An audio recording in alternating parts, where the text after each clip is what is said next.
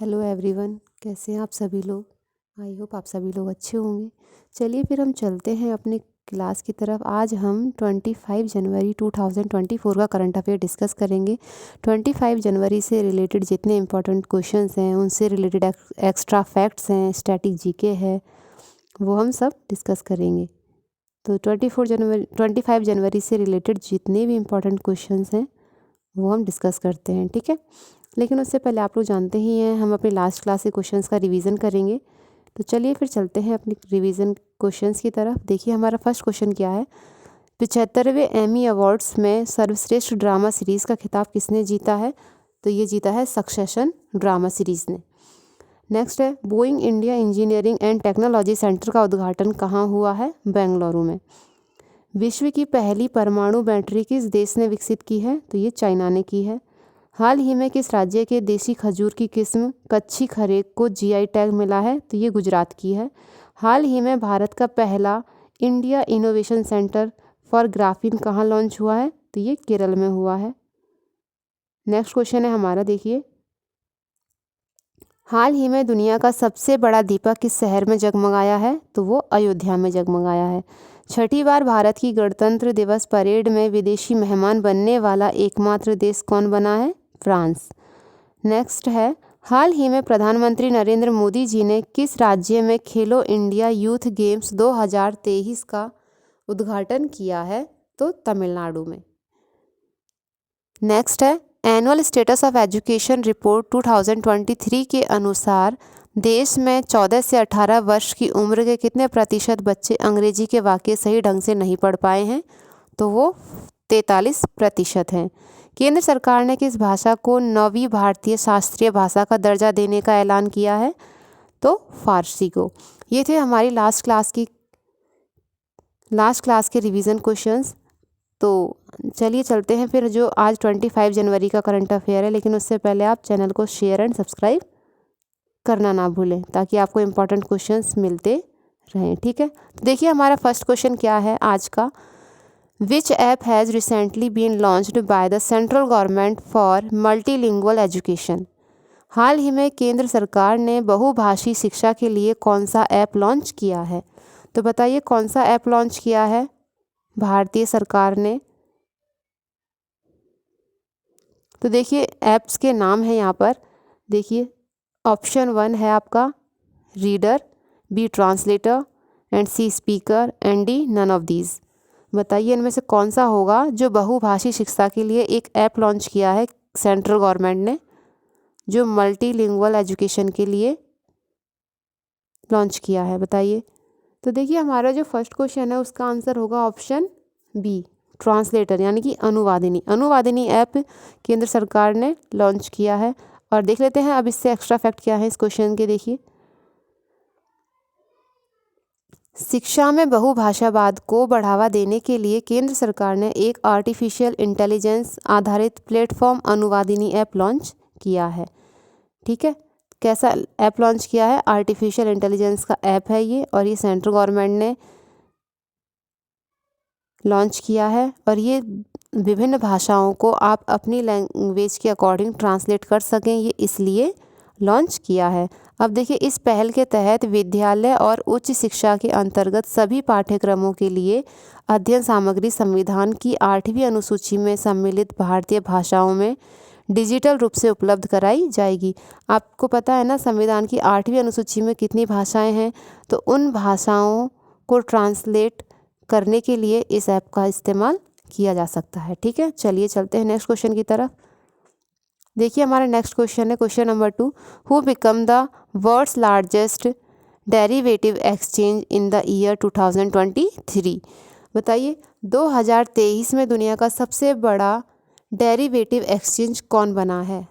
देखिए ऑप्शन है हमारे पास NSE, BSE, SEBI and FICCI. बताइए।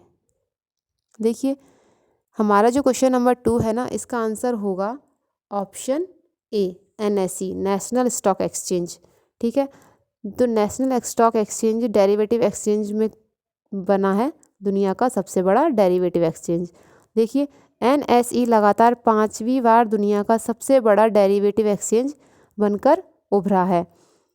वहीं ये इक्विटी सेगमेंट में नेशनल स्टॉक एक्सचेंज अब तीसरे नंबर पर पहुंच गया है, यानी देखिए दुनिया का तीसरा नंबर का सबसे बड़ा इक्विटी एक्सचेंज बन गया है। अब देखिए एनएसई की फुल फॉर्म आपको पता ही है, बता दी है, जैसे कि मैंने नेशनल स्टॉक एक्सचेंज है एनएसई की फुल फॉर्म, और इसका इस्टेब्लिशमेंट हुआ था 1992 में। हेडक्वार्टर मुंबई है और इसके जो चेयरमैन है वो हैं गिरीश चंद्र चतुर्वेदी, एंड इसके सीईओ हैं आशीष कुमार चौहान। ठीक है, चलिए फिर चलते हैं नेक्स्ट क्वेश्चन की तरफ। आप लोग ये एक्स्ट्रा फैक्ट्स और एक्स्ट्रा जो इन्फॉर्मेशन है वो याद रखा कीजिए ताकि आप न्यू क्वेश्चन में लिंक कर सकें। देखिए नेक्स्ट क्वेश्चन है हमारा question number 3। Which of the following is not the speciality of Lord Shri Ram ji temple built in Ayodhya. बताइए अयोध्या में बने भगवान श्री राम जी का जो मंदिर है ना उसमें कौन कौन सी विशेषताएं हैं, और बताइए कौन सी विशेषताएं नहीं हैं। तो ऑप्शंस देखिए हमारे पास हैं यहाँ पर। ऑप्शन ए है राम मंदिर 3 फ्लोर का है और हर मंजिल 20 फीट की है। ऑप्शन बी है इस मंदिर में स्टील या लोहे का बिल्कुल भी इस्तेमाल नहीं किया गया है। नेक्स्ट है देखिए मुख्य मंदिर में राजस्थान के भरतपुर ज़िले से आए गुलाबी बलुआ पत्थर का इस्तेमाल किया गया है। और नेक्स्ट है आपका ऑप्शन डी, इस मंदिर में ईरान से लाए गए शालिग्राम पत्थर का इस्तेमाल किया गया है। बताइए इनमें से कौन सा ऑप्शन है जो गलत है। जो अयोध्या में भगवान श्री राम जी के मंदिर की विशेषता, इनमें से कौन सा ऐसा वाक्य है, सेंटेंस है, बताइए जो नहीं बताता है। तो देखिए इसका आंसर जो गलत है ना वो है ऑप्शन डी, इस मंदिर में ईरान से लाए गए शालिग्राम पत्थर का इस्तेमाल नहीं हुआ है। जबकि जो ऑप्शन ए बी एंड सी है ना वो तीनों सही हैं। अब देख लेते हैं इसके जो एक्स्ट्रा पॉइंट्स थे, जो एक्स्ट्रा इन्फॉर्मेशन थी वो हमने सारी नेक्स्ट स्लाइड में लिखी हुई है। देखिए जितने भी एक्स्ट्रा पॉइंट्स हैं सारे देख लेते हैं हम। देखिए जो राम मंदिर से रिलेटेड इम्पॉर्टेंट इन्फॉर्मेशन है। देखिए हमारा फर्स्ट पॉइंट क्या है, देखिए राम मंदिर 3 फ्लोर का है और हर मंजिल 20 फीट की है, ये सही है। नेक्स्ट देखिए इस मंदिर में स्टील या लोहे का बिल्कुल भी इस्तेमाल नहीं किया गया है। और जो मुख्यमंत्री ने राजस्थान के जो ज़िला है ना वहाँ से गुलाबी बलुआ पत्थर का इस्तेमाल किया गया है। कहाँ से? राजस्थान के भरतपुर से। ठीक है, नेक्स्ट क्वेश्चन है देखिए रामलाल की जो रामलाल है ना, रामलला, राम भगवान जी की जो मूर्ति है वो मैसूर के अरुण योगीराज ने बनाई है और इस मूर्ति में एक ही पत्थर का प्रयोग किया गया है, अन्य कोई पत्थर इसमें जोड़ा नहीं गया है। और देखिए इस मंदिर में नेपाल की जो नदी है ना वहाँ से शालिग्राम पत्थर का इस्तेमाल किया गया है, ना कि ईरान से लाए हुए शालिग्राम पत्थर का। ठीक है, जो पत्थर यूज़ हुआ है। और जो मंदिर के जो सौंदर्यकरण और आर्किटेक्चर से लेकर जो संपूर्ण कार्य होंगे ना मंदिर में, तो उसमें जो खर्च आएगा वो होगा 1800 करोड़ रुपए का खर्च होगा, जो राम मंदिर के आर्किटेक्चर और बाकी की जो सौंदर्य से रिलेटेड जो भी काम वहाँ पर किया जाएगा। अब देखिए नेक्स्ट इसका एक्स्ट्रा पॉइंट क्या है कि ग्राउंड फ्लोर में जो है ना वो 160 पिलर हैं, जबकि फर्स्ट फ्लोर पर 132 और सेकंड फ्लोर पर 74 पिलर हैं। ठीक है, और जो इसकी लंबाई है ना तो 360 फीट चौड़ाई है और 200 फीट ऊंचा है। और देखिए लंबाई 360 है, चौड़ाई 235 है और ऊंचाई 161 फीट है। और राम मंदिर का जो क्षेत्र है ना वो 2.77 एकड़ में फैला हुआ है। और जो मंदिर के निर्माता क्षेत्र में ना तो कितने स्क्वायर में होकर के हुआ है, तो वो हुआ है 57,400 स्क्वायर फीट में। अब देखिए मंदिर के निर्माण में राम नाम की ईंटों का इस्तेमाल किया गया है, जिसे रामशिला कहते हैं। राम नाम की जो ईंटों का इस्तेमाल किया गया उन्हें क्या कहते हैं? रामशिला कहते हैं। और यह ईंट राम सेतु के निर्माण उपयोग के लिए किए गए पत्थरों के बराबर ही है। ठीक है, ये जो क्वेश्चन था ना हमारे, ये सारे इंपॉर्टेंट फैक्ट्स हैं और आपके एग्ज़ाम के पॉइंट ऑफ व्यू से बहुत इंपॉर्टेंट है। अब आपके क्वेश्चन में स्टेटमेंट के रूप में इनमें से कोई भी पॉइंट आपको दिया जा सकता है, तो आप लोग ये सारे याद रखिएगा। ठीक है, चलिए चलते हैं फिर नेक्स्ट क्वेश्चन की तरफ। देखिए नेक्स्ट क्वेश्चन है question number 4। Where has the world's largest statue of Bhimrao Ambedkar been installed. Bhimrao Ambedkar की विश्व की सबसे बड़ी प्रतिमा कहाँ स्थापित की गई है? बताइए भीमराव जी की जो सबसे बड़ी प्रतिमा है वो किस जगह पर स्थापित की गई है? जो सबसे बड़ी है दुनिया की। देखिए ऑप्शन से हमारे पास तमिलनाडु, आंध्र प्रदेश, गुजरात एंड उड़ीसा। बताइए कहाँ पर की गई है भीमराव जी की सबसे बड़ी प्रतिमा का स्थापित, कहाँ की गई है? तो ये की गई है आंध्र प्रदेश में। ठीक है, देखिए विजयवाड़ा में भीमराव अंबेडकर की सबसे बड़ी प्रतिमा स्थापित की गई है, विजयवाड़ा आंध्र प्रदेश में है। और जो ये मूर्ति है ना, ये कांस्य की बनी हुई है। ठीक है, ब्रॉन्ज की बनी हुई है। अब देखिए 19 जनवरी 2024 को आंध्र प्रदेश के मुख्यमंत्री जो है ना YS जगन मोहन रेड्डी जी, उन्होंने विजयवाड़ा में 125 फीट ऊंची भीमराव अंबेडकर जी की जो मूर्ति है उसका अनावरण किया है। और जो ये विजयवाड़ा है ना, ये कृष्णा नदी की सहायक नदी जो है तुंगभद्रा नदी के किनारे पर स्थित है विजयवाड़ा, जो आंध्र प्रदेश में है। ठीक है, और आंध्र प्रदेश के जो मुख्यमंत्री हैं वो कौन है? YS जगन मोहन रेड्डी। ठीक है, चलिए चलते हैं नेक्स्ट क्वेश्चन की तरफ। देखिए क्वेश्चन नंबर 5 क्या है? Who will inaugurate the valour day celebration? Parakram Diwas कब का उद्घाटन कौन करेगा? बताइए। देखिए इनमें से ऑप्शन है आपके पास। Option A Anurag Thakur, option B Amit Shah and C Nirmala Sitharaman and D Narendra Modi. बताइए कौन करेगा पराक्रम दिवस समारोह का उद्घाटन? तो इसका आंसर होगा ऑप्शन डी, नरेंद्र मोदी जी पराक्रम दिवस समारोह का उद्घाटन करेंगे। देखिए पराक्रम दिवस 2024 का उद्घाटन प्रधानमंत्री नरेंद्र मोदी जी के द्वारा दिल्ली में जो स्थित लाल किला है ना, वहाँ पर किया जाएगा। और पराक्रम दिवस 2021 से मनाया जाने लगा है, और यह नेताजी सुभाष चंद्र बोस के सम्मान में मनाया जाता है। और पराक्रम दिवस पर लाल किले में ऐतिहासिक प्रतिबिंबों और जीवंत संस्कृत अभिव्यक्तियों को एक साथ जोड़ते हुए एक बहुआयामी उत्सव के रूप में मनाया जाता है। और जो ये भारत पर्व उत्सव है ना, ये पराक्रम दिवस, ये डिजिटली रूप से मनाने की शुरुआत हुई है, डिजिटल रूप में मनाया जाता है। चलिए नेक्स्ट क्वेश्चन देखते हैं हमारा। क्वेश्चन नंबर 6 देखिए, with which country the Indian army will conduct exercise cyclone?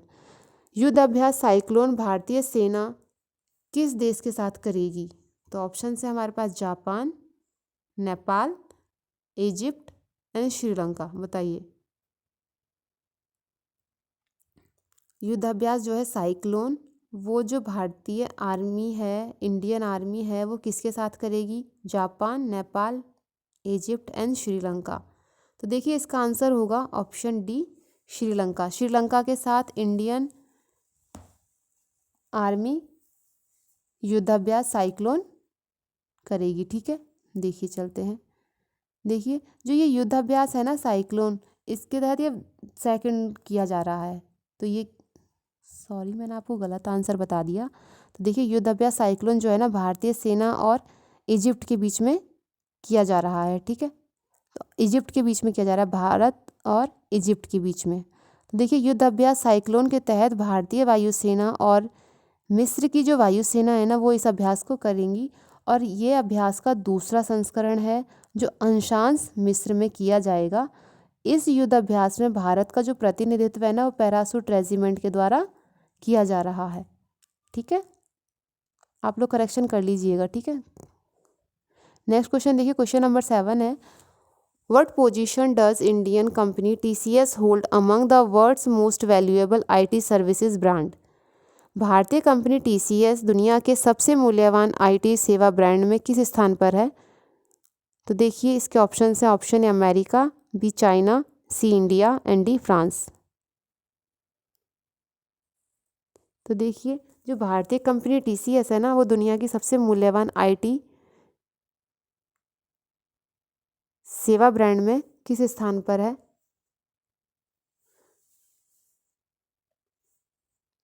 तो देखिए इसका आंसर होगा डी, फ्रांस। ठीक है,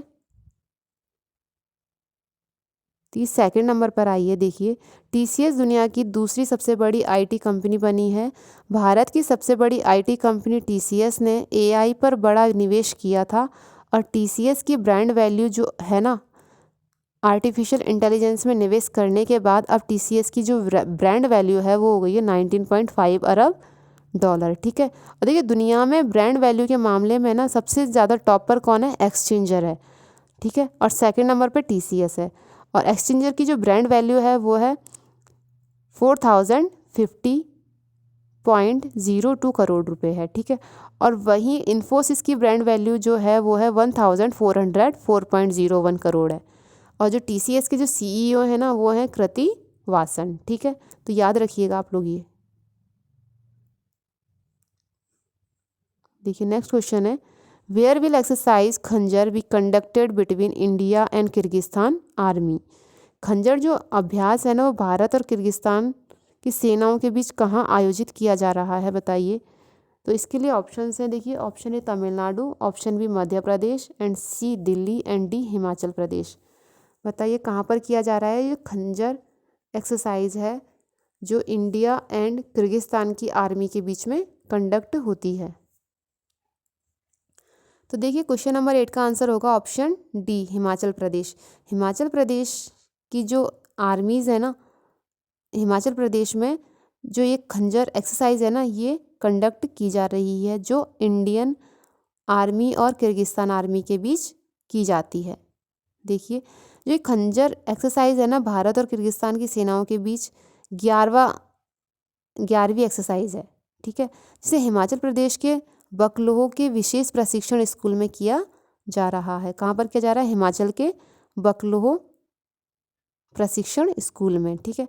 इस अभ्यास में भारतीय सेना का प्रतिनिधित्व पैराशूट रेजिमेंट के द्वारा किया जाएगा, जबकि किर्गिस्तान की जो आर्मी है ना वो स्कॉर्पियो ब्रिगेड के द्वारा करेगी। इंडियन जो आर्मी है वो पैराशूट रेजिमेंट के थ्रू, और किर्गिस्तान की जो आर्मी है वो स्कॉर्पियो ब्रिगेड के थ्रू ये एक्सरसाइज करेगी, ठीक है, जो हिमाचल प्रदेश के बकलोह में कंडक्ट की जा रही है। देखिए नेक्स्ट क्वेश्चन है, question number 9, when has international education day been celebrated recently. हाल ही में अंतर्राष्ट्रीय शिक्षा दिवस कब मनाया गया है? बताइए शिक्षा दिवस कब मनाया गया है? Education day, international education day कब मनाया गया है? ऑप्शंस हैं 22 जनवरी, 24 जनवरी, 25 जनवरी एंड 21 जनवरी। बताइए कब बनाया गया है इंटरनेशनल एजुकेशन डे? तो ये देखिए इसका आंसर होगा ऑप्शन बी 24 जनवरी। 24 जनवरी को इंटरनेशनल एजुकेशन डे सेलिब्रेट किया जाता है। देखिए एजुकेशन के महत्व को समझाने के लिए इस दिवस को मनाया जाता है, ताकि सबको एजुकेशन की जो इम्पोर्टेंस है वो पता चल सके, और मानव जीवन में शिक्षा जैसे अहम किरदार को समझाने के लिए इस दिन को दुनिया भर में विभिन्न कार्यक्रम आयोजित किए जाते हैं। बहुत सारे कल्चरल प्रोग्राम किए जाते हैं एजुकेशन की इम्पोर्टेंस को समझाने के लिए, ठीक है। अब देखिए इस जो एजुकेशन जो 2024 में सेलिब्रेट हुआ है ना 24 जनवरी को, तो इसकी जो थीम है वो है स्थायी शांति के लिए सीखना, लर्निंग फॉर लास्टिंग पीस। इसकी थीम क्या है? Learning for lasting peace. चलिए चलते हैं नेक्स्ट क्वेश्चन की तरफ। क्वेश्चन नंबर 10 क्या है हमारा? देखिए recently the population of which country has decreased for the second consecutive year. हाल ही में किस देश की जनसंख्या में लगातार दूसरे वर्ष कमी आई है? बताइए किस देश की जनसंख्या में लगातार दूसरी बार कमी आई है? तो इसके लिए ऑप्शन है हमारे पास Russia, Canada, China and Japan.